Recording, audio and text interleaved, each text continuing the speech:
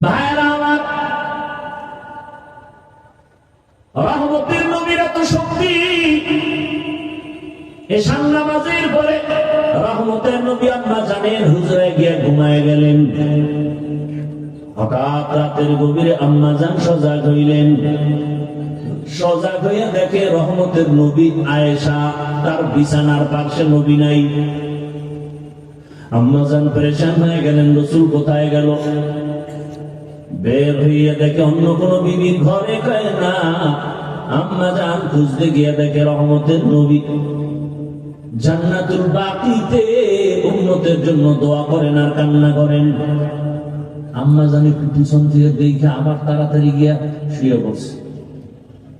মনে মনে ভাব, আমি যে গেছি, নবী তো আর পিছন দিয়ে দেখে নাই, আমি ঘুমাইয়াই রয়েছি। নবী ইতিমধ্যে আয়েশা দেখতেছে, আয়েশা তুমি আমার যে পিছনে গেছো, ভাবছো আমি দেখি নাই?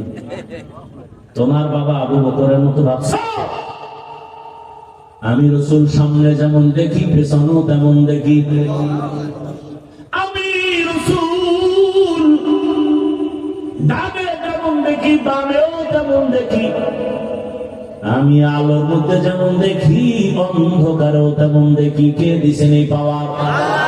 তাদের কুদরত গানি মারকামাল আনতা রব্বি আনতা হাসবি যুল জালাল তুহি কাদের জলিলুল্লাহ জাহাদাত বহর হালে তুহি মেরা নিগাহদার।